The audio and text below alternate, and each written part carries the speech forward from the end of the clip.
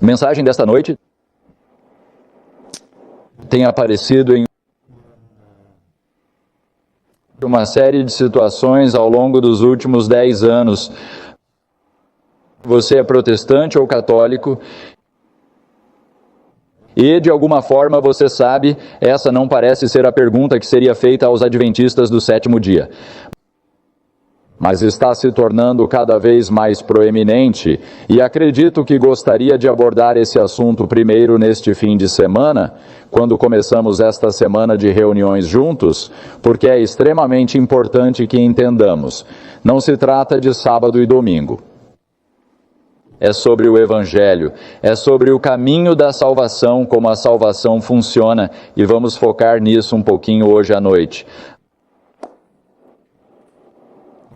A razão pela qual isso chamou minha atenção, e isso foi há vários anos, foi em um artigo da Review, que apareceu em 1999, que tinha um pequeno teste em uma das colunas.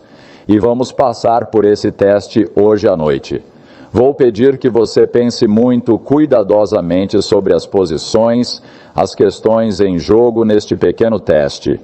Não levante a mão ou deixe escapar. Apenas pense sobre isso e decida o que você acha que é a resposta certa para o que vamos passar aqui. E vamos colocá-lo na tela para que você possa dizer o que está fazendo e quais são os problemas. O teste é assim: há um A e um B.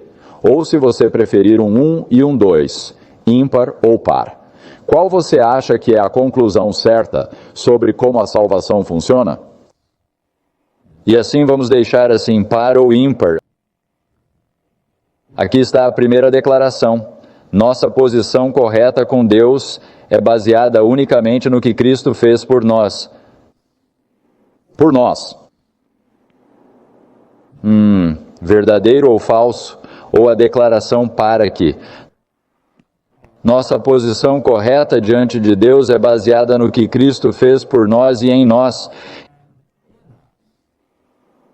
Então, qual é o entendimento correto aqui? Por nós, ou para nós, e em nós? Essa é a primeira pergunta.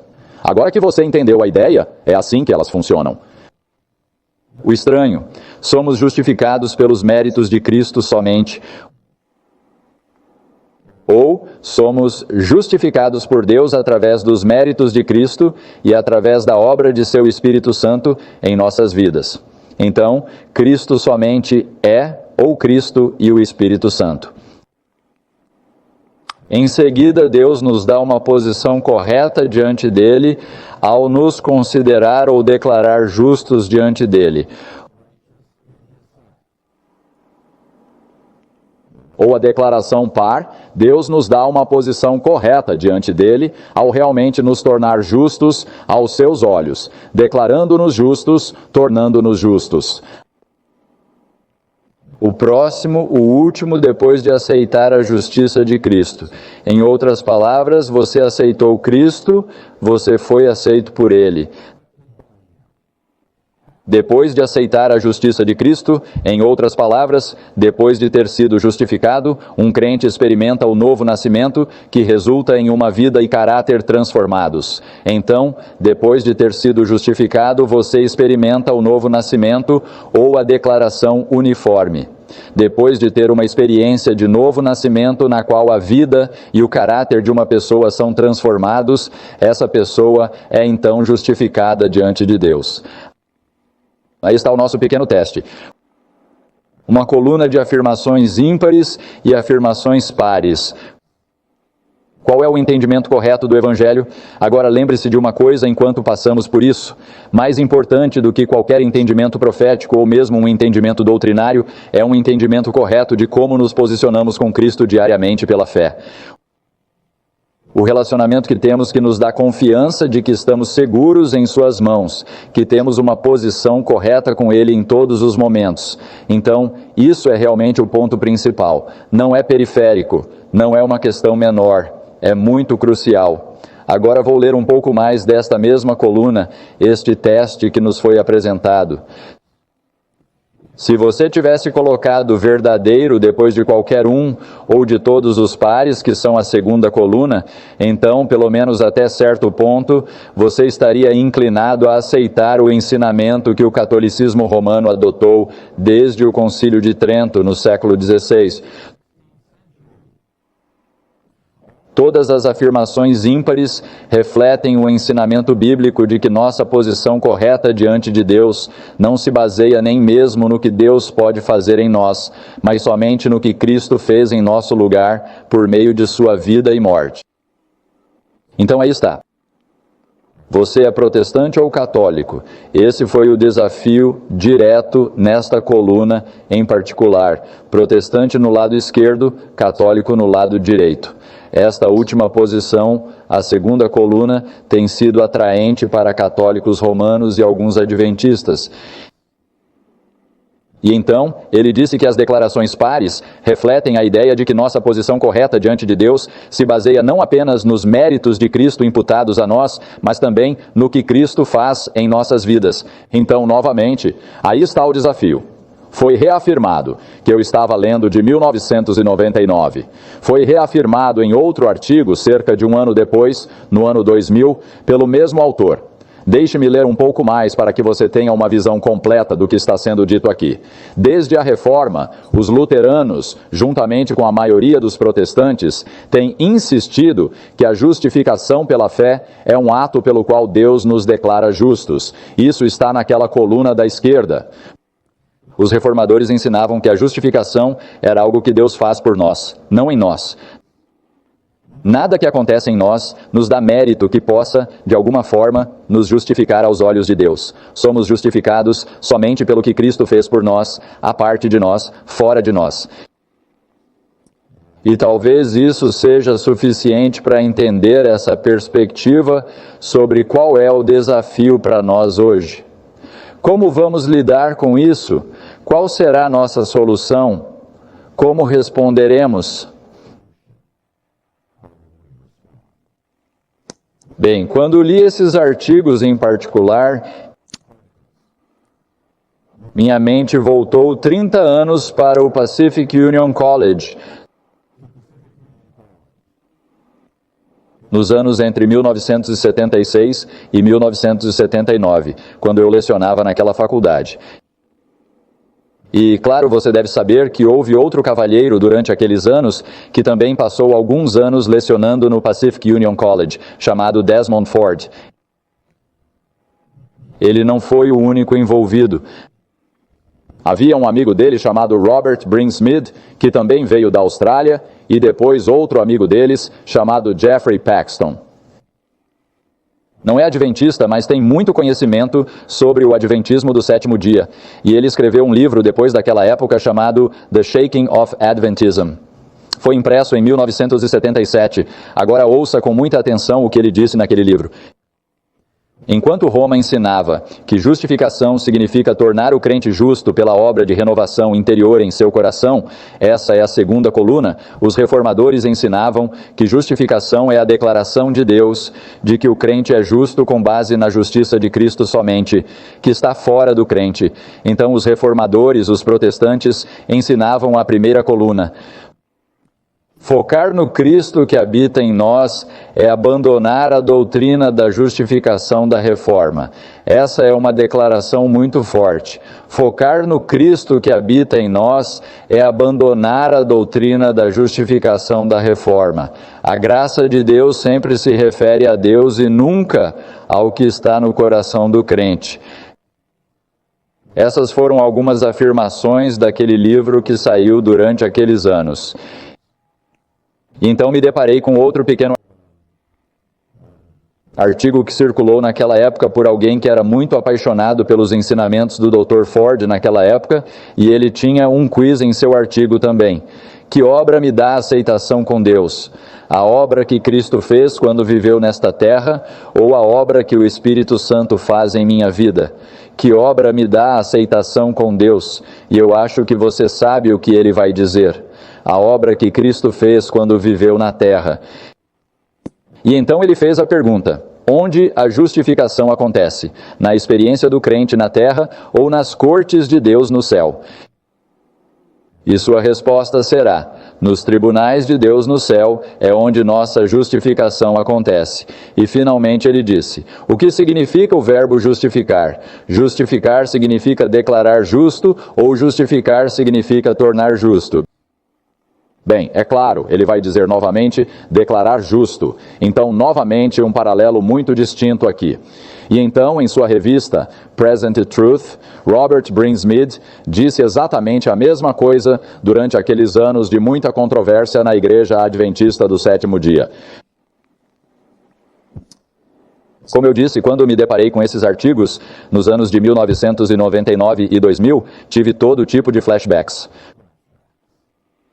Porque, irmãos e irmãs, as questões com as quais o Dr. Ford estava preocupado no Pacific Union College durante aqueles anos, não eram as questões de 1844 e um juízo. Isso só veio à tona mais tarde, por volta de 1979. As questões com as quais ele estava preocupado enquanto passava seu tempo tentando persuadir nas aulas da escola sabatina e em vários locais ao redor do país, eram as questões da justificação pela fé.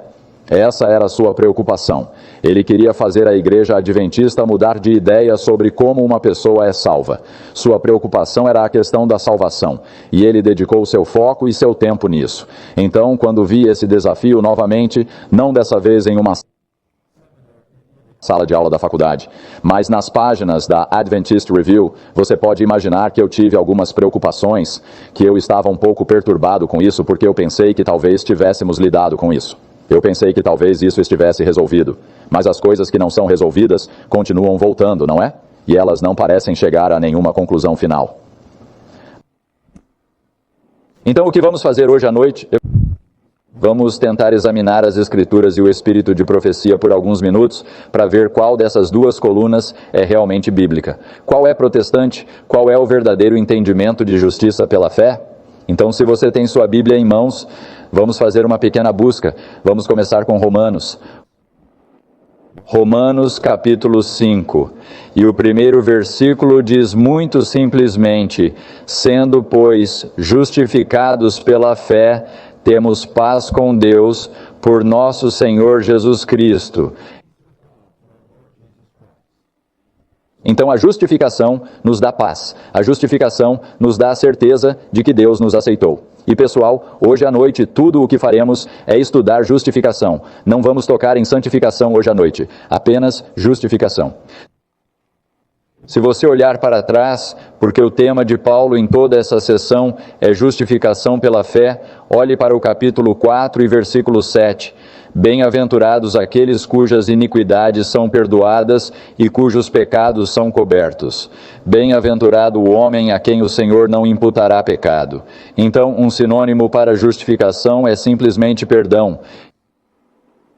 Está coberto. Nossos pecados estão cobertos. Temos perdão. E o Senhor não está imputando nossos pecados passados a nós. Agora quero compartilhar uma declaração. Lerei algumas declarações da Bíblia e algumas do Espírito de profecia esta noite. Esta é do Maior Discurso de Cristo, página 114.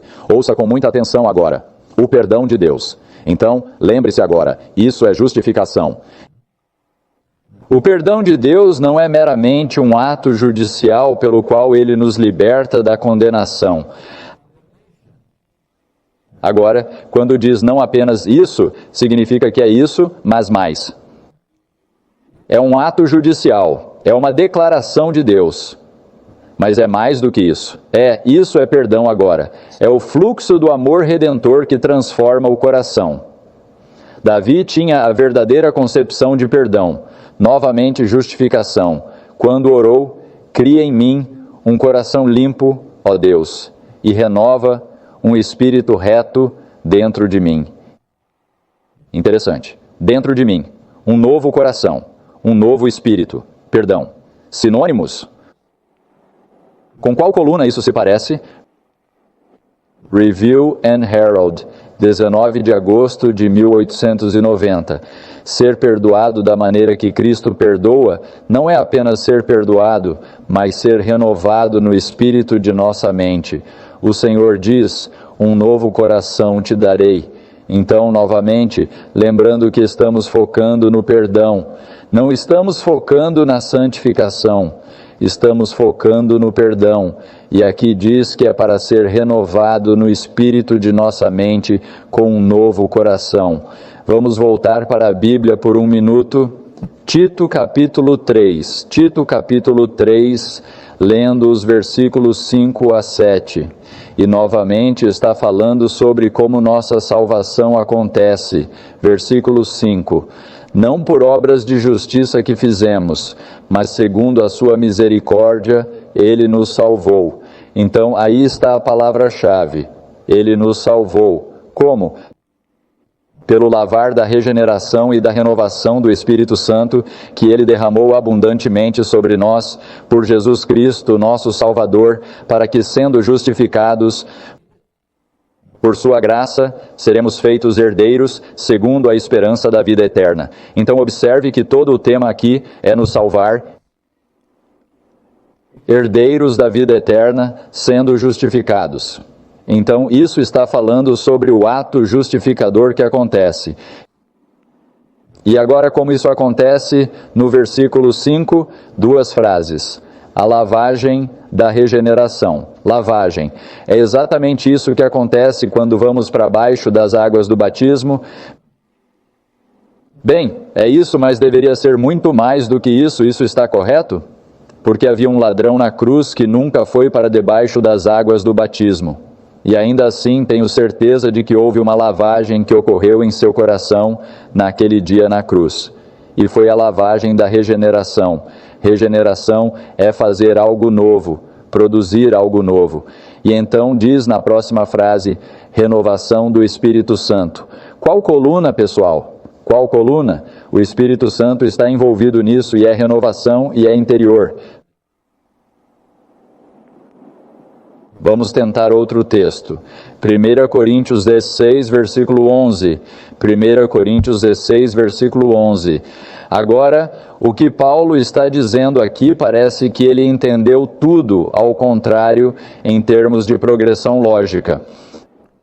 Versículo 11, e tais fostes alguns de vós, ou seja, ladrões, avarentos, etc. Mas fostes lavados, mas fostes santificados, mas fostes justificados em nome do Senhor Jesus e pelo Espírito do nosso Deus. Ele confundiu toda a sua teologia ali. Ele começou com a lavagem, depois foi para a santificação e depois foi para a justificação. Isso não deveria ter sido invertido? Justificação, depois lavagem, depois santificação, de acordo com a primeira coluna ali? Primeiro a aceitação, primeiro a declaração, depois a lavagem e a santificação. Ou para Paulo, o ato de salvar foi um processo que é apenas nomeado por nomes diferentes para nos ajudar a entender melhor todo o processo. Lavar, santificar e justificar são realmente a mesma coisa, então? Observe cuidadosamente, a palavra santificar significa separar para um uso santo. Não é isso que acontece quando somos justificados, perdoados, somos separados e somos lavados. Isso é interior. E por favor, observe, o Senhor Jesus e o Espírito Santo estão envolvidos nesse processo, não estão? Não apenas Jesus Cristo, não apenas o que Ele fez nas cortes do céu. Romanos capítulo 8. Romanos capítulo 8. Vamos olhar aqui para quais coisas são iguais ou paralelas ou sinônimas umas das outras. Romanos capítulo 8, começando com o versículo 1. Portanto, agora nenhuma condenação há para os que estão em Cristo Jesus, que não andam segundo a carne, mas segundo o Espírito. Vá até o versículo 9. Mas vós não estáis na carne, mas no Espírito, se é que o Espírito de Deus habita em vós. Ora, se alguém não tem o Espírito de Cristo, esse tal não é dele. E se Cristo está em vós, o corpo, na verdade, está morto por causa do pecado, mas o Espírito vive por causa da justiça. Olhe para esses versículos agora. Em Cristo Jesus, no versículo 1. No versículo 9, o Espírito de Deus, no Espírito primeiro de tudo, e então o Espírito de Deus habita em nós. E então o versículo 10, se Cristo estiver em vocês. Não parece que todos eles estão dizendo a mesma coisa com palavras diferentes? Eles são muito sinônimos. Em Cristo, Cristo em. No Espírito Santo, o Espírito Santo em. Parece que todos eles estão dizendo essencialmente a mesma coisa e a coluna 1 não é bem o que eles estão dizendo. Vamos tentar outra declaração ou duas dos escritos de Ellen White. Parábolas de Jesus, 163. À medida que o pecador, atraído pelo poder de Cristo, se aproxima da cruz erguida e se prostra diante dela, há uma nova criação. Observe que o pecador agora está chegando à cruz e se rendendo a Jesus Cristo. Há uma nova criação. Um novo coração é dado a ele. Ele se torna uma nova criatura em Cristo Jesus. O próprio Deus é o justificador daquele que crê em Jesus. Estamos falando sobre justificação. Justificando. Novo coração. Nova criatura. Nova criação. Comentário Bíblico, volume 6, página 1098. Ao receber sua justiça imputada através do poder transformador do Espírito Santo. Como obtemos justiça imputada? Através do Espírito Santo. Não apenas na obra que Cristo fez há 2000 anos. E talvez a mais clara de todas esteja em Mensagens Escolhidas, volume 1, página 394. Tendo nos tornado justos por meio da justiça imputada de Cristo, Deus nos declara justos. O que vem primeiro? Pronunciar e declarar e contabilizar ou fazer. Tendo-nos feito justos, Deus nos declara justos. Parece-me que há uma inferência muito forte de que a segunda coluna é realmente o caminho do Evangelho. Vamos tentar mais alguns textos bíblicos. João capítulo 3. Você sabe do que se trata? João 3. Jesus e Nicodemos tendo aquela famosa conversa. E claro, sempre focamos em João 3,16, mas veja os versículos 14 e 15 por um momento. E como Moisés levantou a serpente no deserto, assim importa que o Filho do Homem seja levantado, para que todo aquele que nele crê não pereça, mas tenha a vida eterna. Então, crer em Jesus Cristo significa que você tem a vida eterna. Agora, como exatamente Jesus disse que isso aconteceria? Volte para o versículo 3. Jesus respondeu e disse-lhe: em verdade, te digo que aquele que não nascer de novo não pode ver o reino de Deus. Versículo 6, o que é nascido da carne é carne, e o que é nascido do Espírito é Espírito. Então, como é que podemos crer em Jesus Cristo e ter vida eterna? Não é através da experiência do novo nascimento que então produz essa vida em nós, essa justificação, essa aceitação com Deus? E é através do Espírito, não separado do Espírito. Efésios capítulo 4 diz... Efésios capítulo 4, versículos 22 a 24. Vamos procurar coisas que são meio que iguais umas às outras novamente, sinônimas. Efésios 4, começando com o versículo 22. Que quanto ao trato passado, vos despojeis do velho homem, que se corrompe segundo as concupiscências enganosas, e vos renoveis no espírito da vossa mente, e vos revistais do novo homem, que segundo Deus é criado em justiça e verdadeira santidade. Então o novo homem é criado, e a mesma frase renovado no espírito da vossa mente é como o novo homem é criado. Mais um texto, Gálatas 2, volte algumas páginas. Gálatas 2, versículo 16. Apenas certifique-se de que temos o contexto certo. No versículo 16 diz: sabendo que o homem não é justificado pelas obras da lei, mas pela fé em Jesus Cristo, também nós cremos em Jesus Cristo para que fôssemos justificados pela fé em Cristo. Então estamos falando aqui sobre justificação. Bem, pule para o versículo 20. Como essa justificação é descrita? Estou crucificado com Cristo. No entanto, eu vivo, mas não eu, mas Cristo vive. Onde? Em mim. E a vida que agora vivo na carne, vivo-a pela fé no Filho de Deus que me amou e se entregou por mim. Assim, a justificação é Cristo vivendo em mim, não fora de mim. Mais uma declaração de mensagens escolhidas, volume 1, página 366. Mas enquanto Deus pode ser justo e ainda assim justificar o pecador pelos méritos de Cristo, nenhum homem pode cobrir sua alma com as vestes da justiça de Cristo enquanto pratica pecados conhecidos ou negligencia deveres conhecidos. Deus requer a entrega total do coração antes que a justificação possa ocorrer. Isso não soa muito como um novo nascimento? A entrega total do coração antes que a justificação possa ocorrer. E para que o homem retenha a justificação, deve haver obediência contínua por meio da fé viva, ativa, que opera pelo amor e purifica a alma.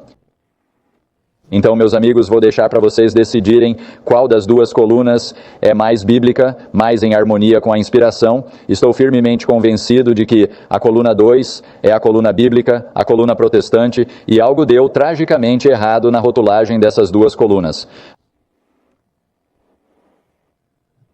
Agora, isso não é inspirado, mas pelo menos eu queria compartilhar uma coisa com você que pode nos dar uma pequena percepção de que não estamos apenas no campo esquerdo, neste caso, com nossa própria pequena tangente. Eu me deparei com esta declaração do pastor Jan Paulsen, nosso ex-presidente da Conferência Geral. Ele diz: cometemos um erro lamentável quando definimos justificação de forma tão restrita a ponto de significar apenas uma declaração legal de absolvição.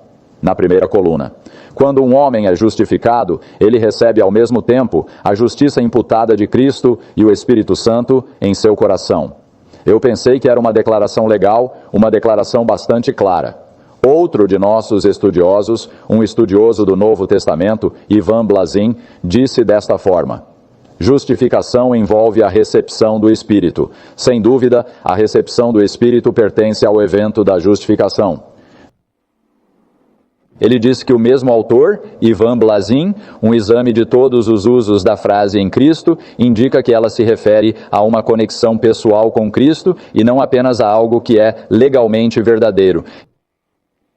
Então, essa tem sido uma posição do Adventismo do sétimo dia por muito, muito tempo. Justificação é uma obra interna do Espírito Santo. Justificação é uma obra de Cristo e do Espírito Santo. É tornar justo. Na verdade, se você quiser voltar a Wagner em uma de suas apresentações, aqui está como ele disse: ser justificado, isso é tornar justo ou cumpridor da lei. Ser justificado, isso é ser tornado justo. E você só tem que perceber o quão contrário isso é à teologia da maioria das igrejas cristãs sobre salvação. Essa é uma declaração ousada de que justificação é tornar justo. Muito poucos estudiosos cristãos acreditam que isso seja verdade. O pastor Wagner disse de novo: ele justifica o ímpio tornando-o piedoso. Ele justifica o ímpio, tornando-o piedoso. Bem, como eu disse, essas não são declarações inspiradas, mas pelo menos elas dão alguma perspectiva adicional a isso para nos ajudar a entender que isso não é apenas uma crença estranha no Adventismo. Tudo bem, então qual é o problema? Como no mundo isso surgiu, que a primeira coluna é protestante e a segunda coluna é católica. E se você acredita na segunda coluna, você será rotulado como católico. E isso vem acontecendo há cerca de 10 anos em nossa igreja adventista do sétimo dia. Este é um desenvolvimento bastante novo neste tipo de rotulagem. Então decidi voltar e verificar algumas das principais declarações dos reformadores protestantes sobre justificação pela fé. Martinho Lutero. Deixe-me apenas compartilhá-las com você. Não vou dar referências porque elas estão envolvidas, você sabe, no volume 32 e volume 34 e volume 26 das obras de Lutero. Ele escreveu muitas coisas, mas aqui estão algumas de suas declarações. Esse movimento de justificação é obra de Deus em nós. Qual coluna, por favor? Ele, portanto, Cristo, portanto, nos atrai para si mesmo e nos transforma. É assim em Romanos 5 que somos justificados pela fé. Transforma, isso nos torna justos. Portanto, O Cristo que é compreendido pela fé e que vive no coração é a verdadeira justiça cristã, por conta da qual Deus nos considera justos e nos concede a vida eterna. Você percebeu isso? O Cristo que vive no coração é a justiça. Por conta disso, Deus nos considera ou declara justos. O viver em precede o declarar. Mas no que diz respeito à justificação, ele novamente está limitando sua declaração aqui à justificação. Mas no que diz respeito à justificação, Cristo e eu devemos estar tão intimamente ligados que Ele viva em mim e eu nele. A fé deve ser ensinada corretamente, a saber que por ela você esteja tão cimentado a Cristo que Ele e você sejam como uma pessoa que não pode ser separada. Essa fé une Cristo e eu mais intimamente do que um marido é unido à sua esposa. Uau! Cristo em mim, exatamente o mesmo que lemos em nosso último texto. Outra declaração. Então, o que justifica o Espírito Santo que justifica? Direto ao ponto. O Espírito Santo justifica. No início de seus sermões sobre João capítulo 3, o capítulo que acabamos de ler, ele disse: este capítulo declara acima de tudo aquele tópico sublime, a fé em Cristo que somente nos justifica diante de Deus. Então o que ele está dizendo? O capítulo do novo nascimento é sobre justificação, não santificação. É sobre justificação. Então aí temos uma estranha anomalia, não é? Aquele que é reivindicado como o principal reformador protestante daquela época, agora está afirmando o que está na coluna 2, que supostamente é católico. O que está acontecendo? Bem, eu vou lhe dizer exatamente o que está acontecendo, e podemos ler isso de pessoas que passaram suas vidas estudando algumas dessas coisas. Ouça com atenção. Com o tempo, os luteranos começaram a traçar uma distinção cada vez mais nítida entre o evento de ser declarado justo, que eles chamavam de justificação, e o processo de ser tornado justo, que eles passaram a chamar de santificação. Quem fez isso? Luteranos. Não Lutero, seguidores de Lutero. O conceito de justificação de Lutero, seu conceito da presença de Deus dentro do crente, todos foram rejeitados ou radicalmente modificados por aqueles que o seguiram. Não é incrível? O entendimento de Lutero sobre justificação e salvação foi rejeitado ou radicalmente modificado pelos luteranos que o seguiram. E claro, quem começou esse processo foi aquele que ele tutelou e treinou como seu associado, Melanchthon, e ele começou a trilhar esse caminho. E então outro seguido pelo nome de Martin Chemnitz, que começou a codificar os ensinamentos luteranos. E ele diz que não há evidência bíblica de retidão internalizada. Cristo em você é figurativo. Somos considerados justos, mesmo que não sejamos realmente justos. Você acredita nisso? Mas era exatamente isso que era ensinado no Pacific Union College no final dos anos 70. E o que vai aparecer novamente no teste que acabei de compartilhar com vocês. Então a realidade é, meus amigos, que o luteranismo ortodoxo seguiu Chemnitz e rejeitou a posição de Lutero. Estranhos desenvolvimentos na história da igreja. Então vou dar a vocês uma declaração aqui. Justificativa somente legal, que é a primeira coluna, é o luteranismo escolástico pós-reforma. Que tal isso? Pós-reforma, não reforma, pós-reforma, luteranismo escolástico, os estudiosos que seguiram Lutero. E essa compreensão do evangelho e justificação penetrou na maioria das igrejas protestantes, especialmente as igrejas protestantes conservadoras, os batistas, etc., que passaram a entender isso como a compreensão correta do evangelho e da justiça pela fé. E aí você tem um pouco da história desse desenvolvimento. Bom, como você viu, a outra coluna, não é? O que você acha que precisamos entender se, e agora vou refazer essas colunas, de alguma forma um erro foi cometido? A primeira coluna não é protestante e a segunda coluna não é católica. A primeira coluna é evangélica e a segunda coluna é bíblica. Ou protestante, se você quiser citar o grande líder da fé protestante, Martinho Lutero. Então temos um problema muito sério aqui. O caminho da salvação que nos é dito deve ser seguido. Não é adventista e não é bíblica. É uma posição evangélica que veio do luteranismo escolástico, transferida por muitas igrejas e agora acreditada pela maioria das igrejas cristãs. E nem o evangelho. Então, o que precisamos descobrir? Precisamos saber do que se trata essa terceira coluna, não é? Se a coluna 2 não é católica, o que é católica? Qual é o caminho católico de salvação? Qual é o entendimento deles sobre como uma pessoa é salva?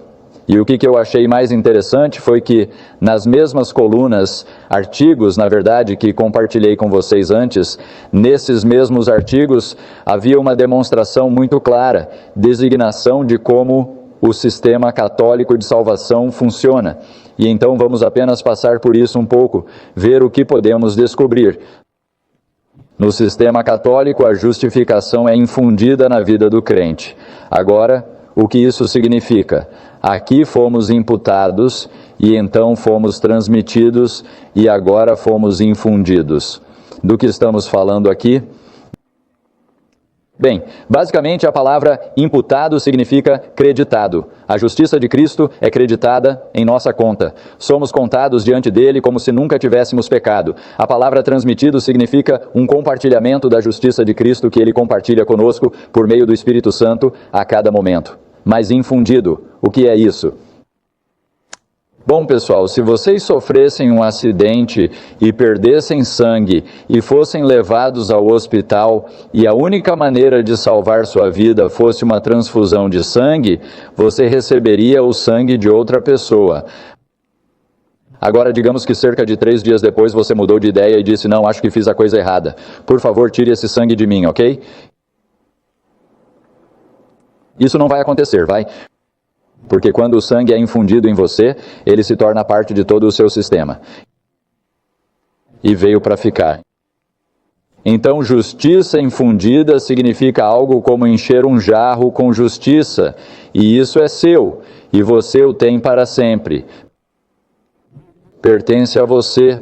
É seu. É sua posse. Então, imputada significa acreditada. Comunicada significa compartilhada momento a momento. Enquanto sua mão estiver na mão de Jesus Cristo.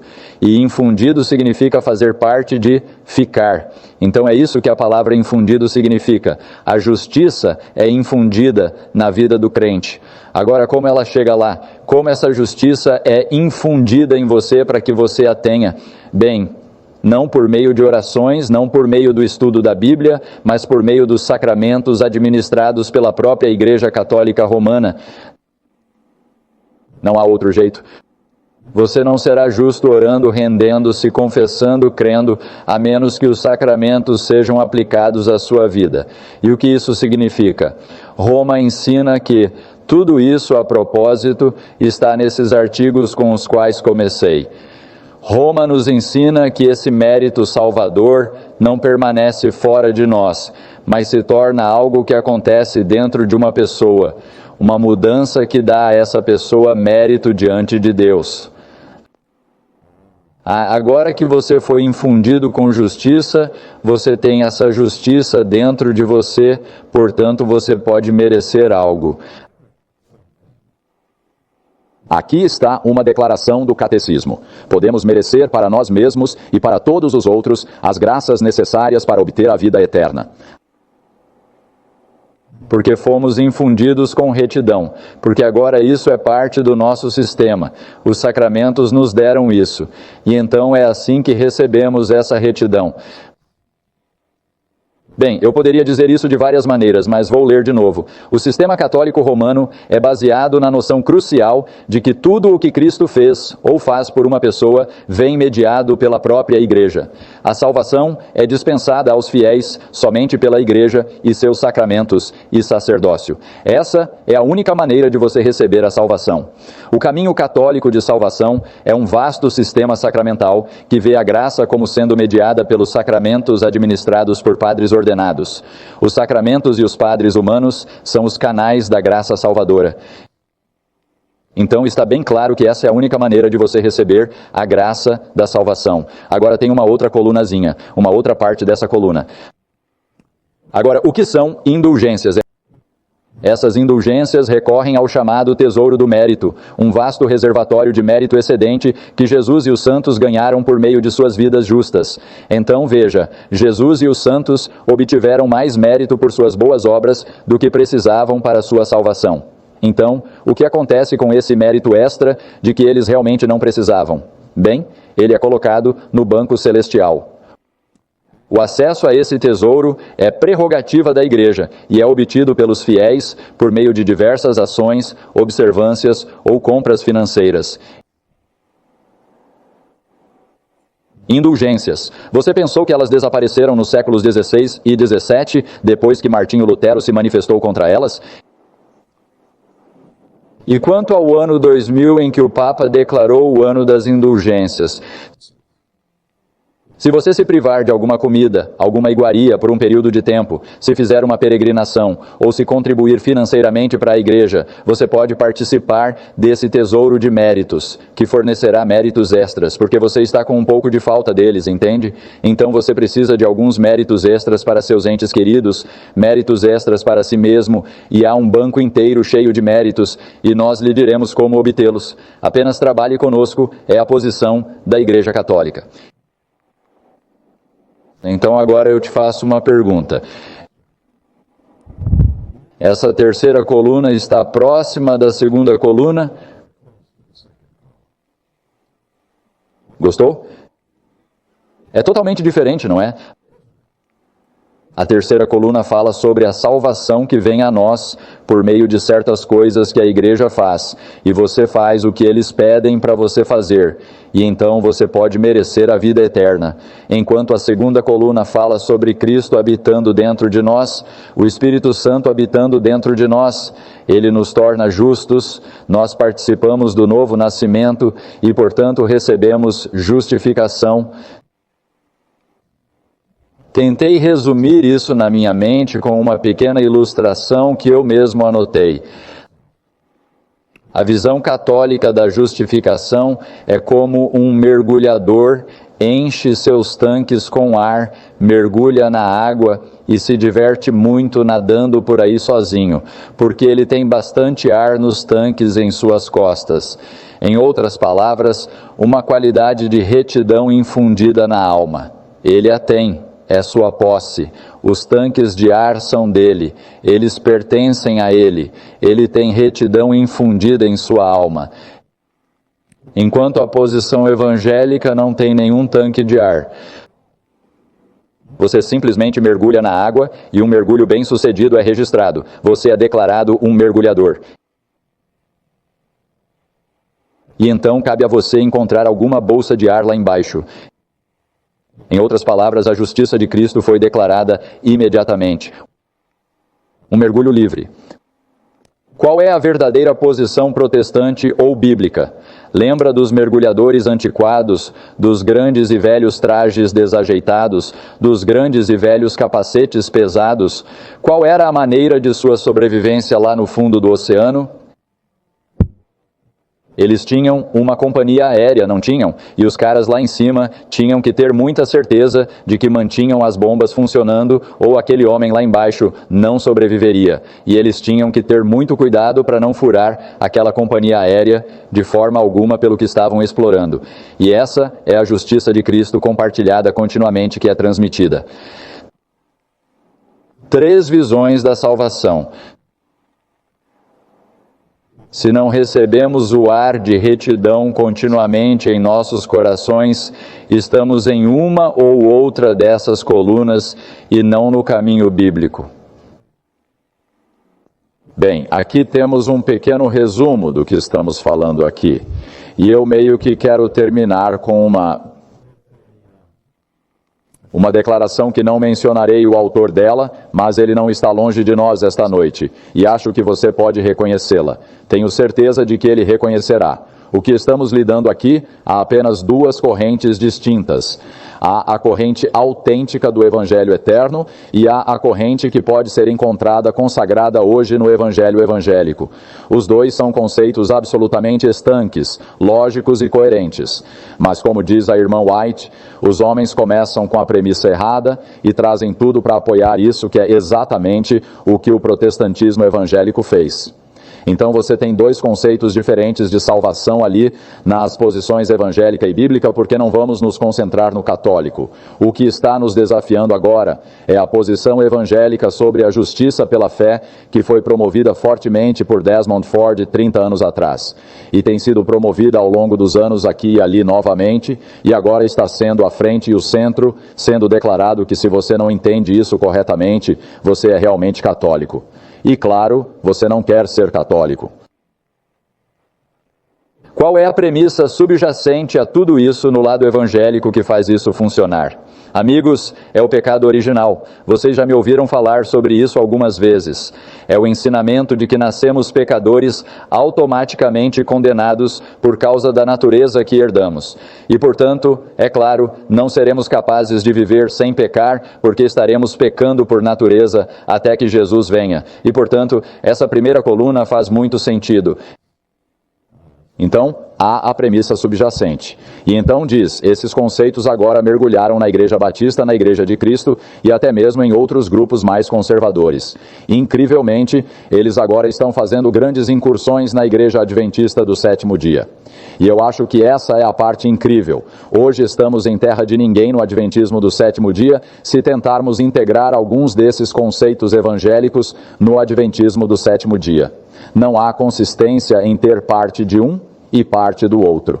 E você sabe o que estamos fazendo hoje ao tentar resolver o Evangelho? Estamos tendo um buffet. Estamos tendo um jantar de buffet. Um pouco disso e um pouco daquilo. Isso soa bem e eu gosto disso também, embora eles não façam sentido um com o outro, mas eles são bons e eu gosto assim. Não há como aceitar com segurança parte do Evangelho eterno e parte do Evangelho evangélico, porque o erro sempre vencerá. Vamos ter certeza disso. Aconteceu assim nos primeiros séculos com o sábado e o domingo, e está realmente dominando o mundo cristão hoje, e é uma questão extrema agora em nossas igrejas adventistas do sétimo dia.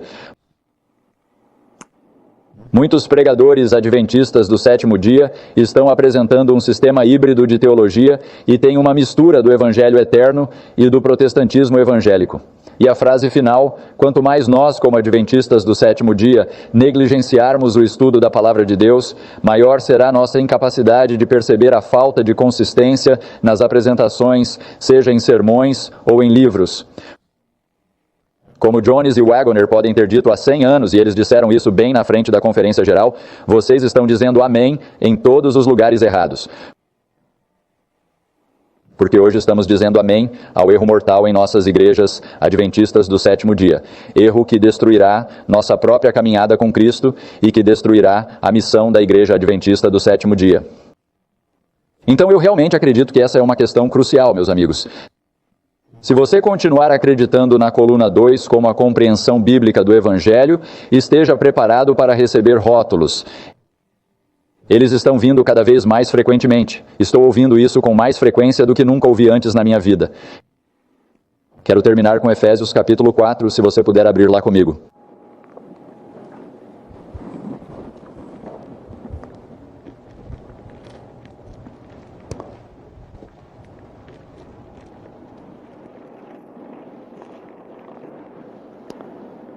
Efésios capítulo 4, versículo 13.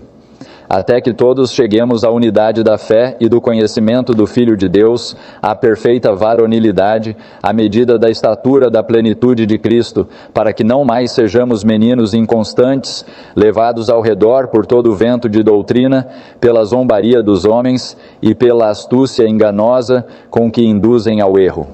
Mas falar a verdade em amor pode nos levar a crescer nele em todas as coisas, que é a cabeça, Cristo. Meus amigos, esses ventos de doutrina vão nos jogar para todo lado se não tomarmos cuidado. E somos suscetíveis a essas coisas se não estivermos estudando a palavra de Deus por nós mesmos e crescendo em todas as coisas. O verdadeiro ponto principal da primeira coluna, meus amigos, é que não podemos obedecer perfeitamente à lei de Deus.